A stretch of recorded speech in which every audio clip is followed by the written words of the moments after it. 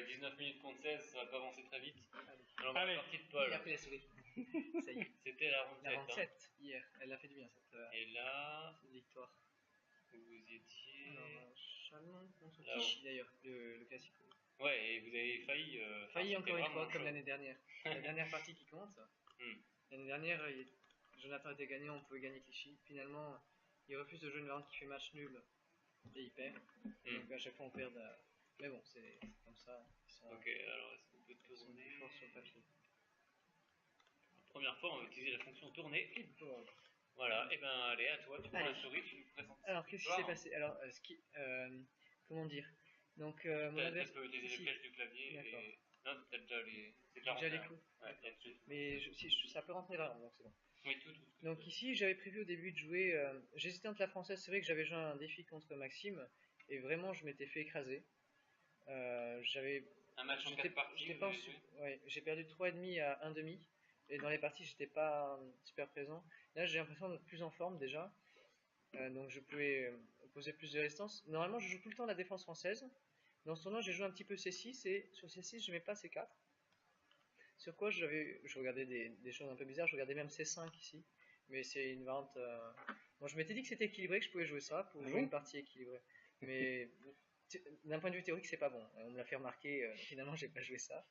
Et je vous l'explique parce que j'ai joué la sicilienne finalement. Première fois que je joue la sicilienne, cavalier F3, E6. Flèche de droite si tu veux. D'accord.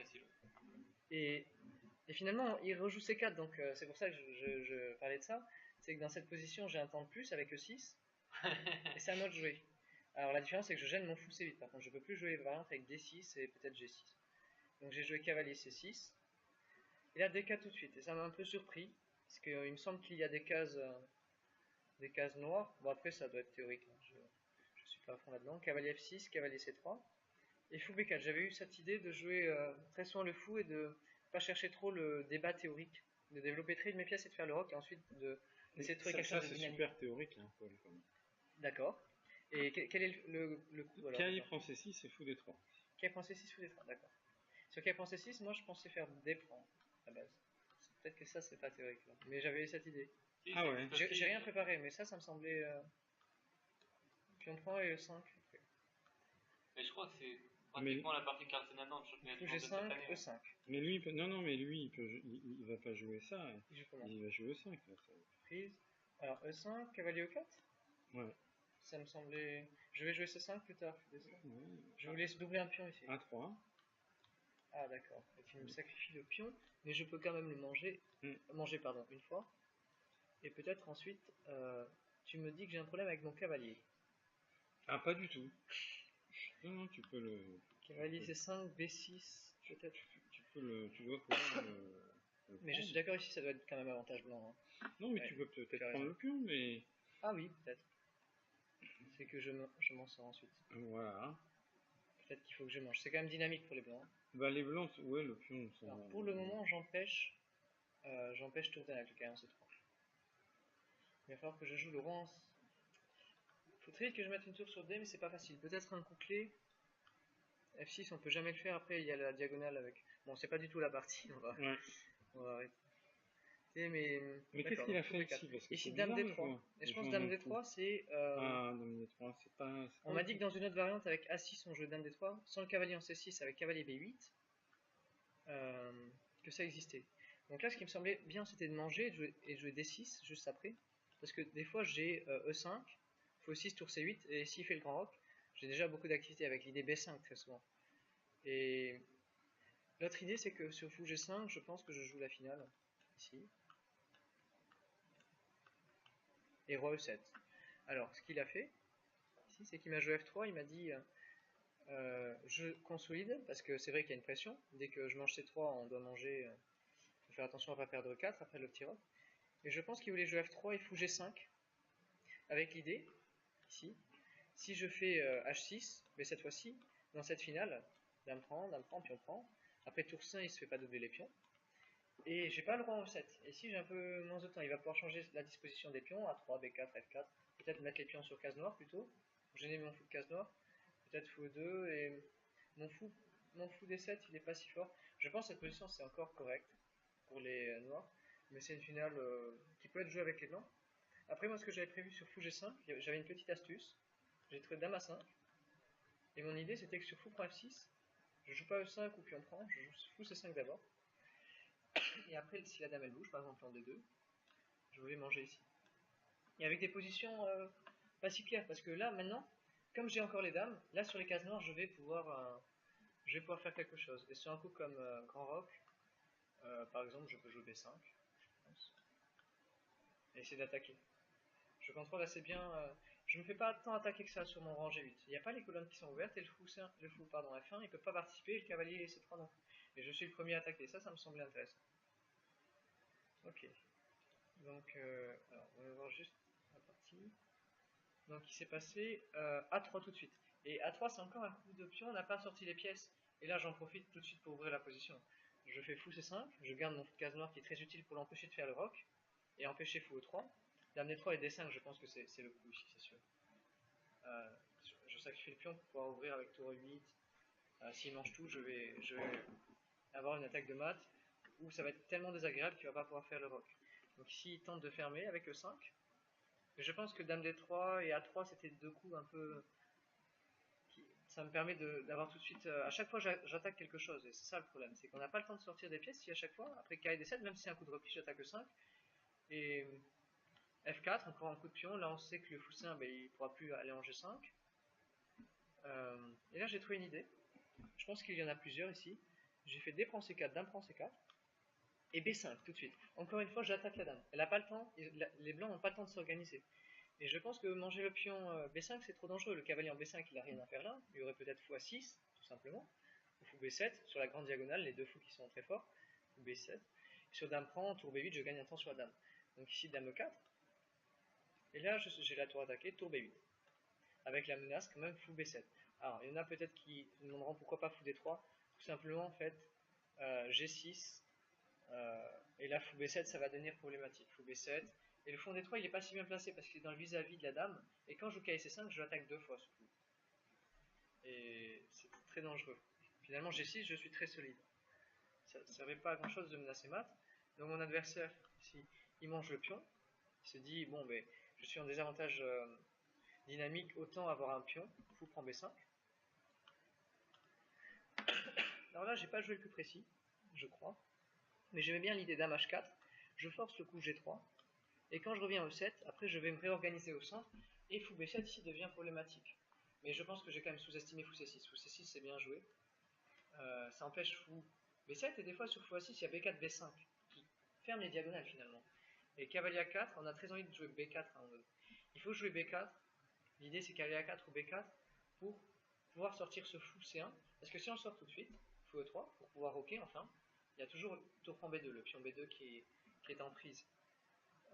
Donc fou C6, là j'ai cherché, j'avais demandé à mon capitaine à ce moment-là si je sentais que la position glissait, est-ce que je peux proposer match nul, parce que j'étais vraiment pas sûr de la position, je savais que j'étais bien, mais finalement j'ai trouvé des idées pour continuer à attaquer, et tout de suite F5, pour supprimer à tout prix la case E4 pour les pièces.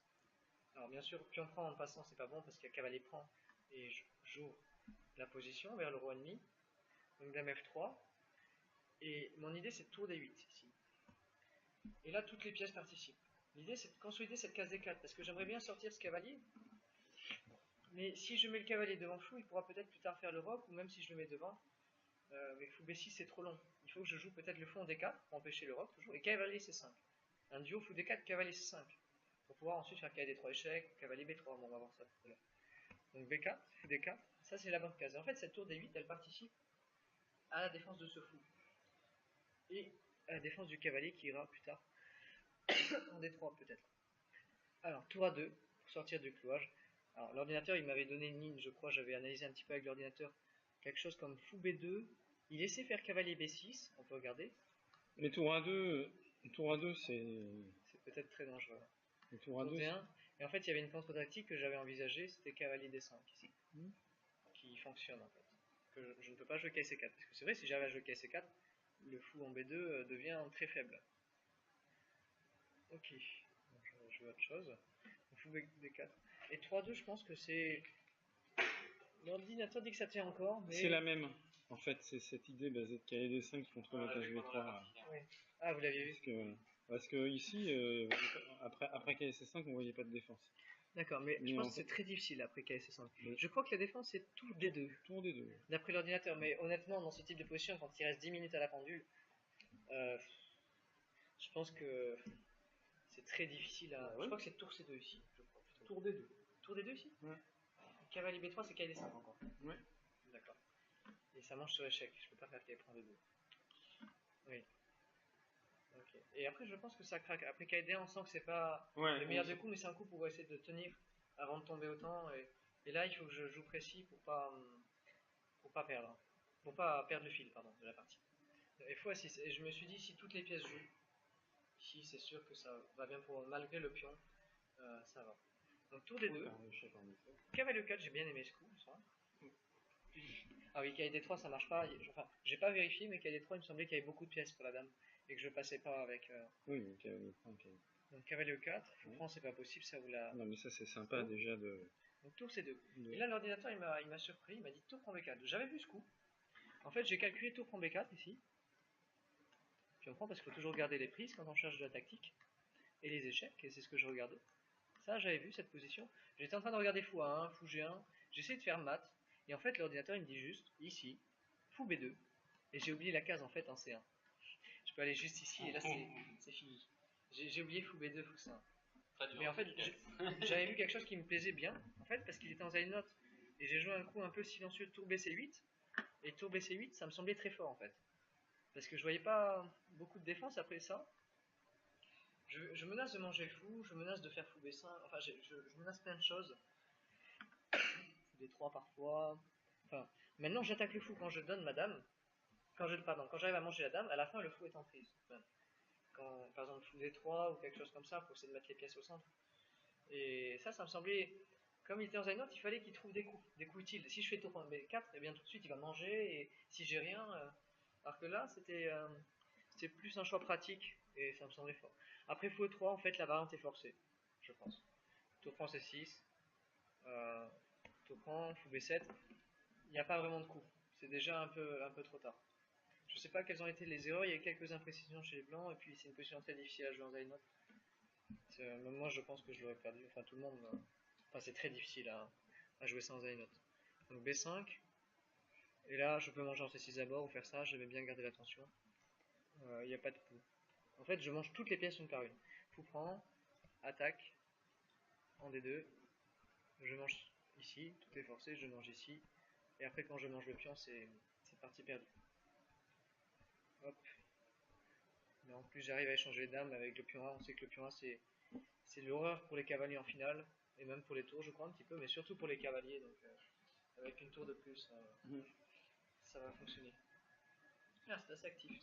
Bon, félicitations pour cette partie. Merci. Et puis donc aujourd'hui, parce que on sait tout en gagnant avec les noirs. Alors on va regarder d'ailleurs. Et là, donc vas-y, mets-nous le 8 parties avec les noirs. 8 parties avec les noirs. Ouais. 6,5 sur 8. Je fais plus de 2700 de pertes, j'ai vu. Vous avez passé un deal alors avec Antoine pour les noirs et les blancs? En fait, non, j'avais envie de jouer les noirs. Et puis il s'est avéré que ça l'arrangeait lui de jouer avec les blancs, parce qu'il a un jeu très solide et très posé. Et en fait, je suis pas encore très préparé avec la théorie, et j'ai l'impression de gâcher un peu les blancs. Alors que quand je joue avec les noirs, j'essaie de trouver les bons coups, j'essaie d'égaliser, j'essaie de revenir dans quelque chose. Et si je joue les blancs et que je joue quelque chose de mon D4, cavalier F3, fou G5 par exemple, quelque chose d'un peu égal, parce que j'ai tendance à jouer des positions équilibrées, et pas à chercher l'avantage tout de suite. Et en équipe, autant que quelqu'un ait les blancs, et que je joue avec les noirs, parce que en plus j'avais regardé plus ou moins sur la feed, j'avais à peu près les mêmes stats. Et puis j'aime bien jouer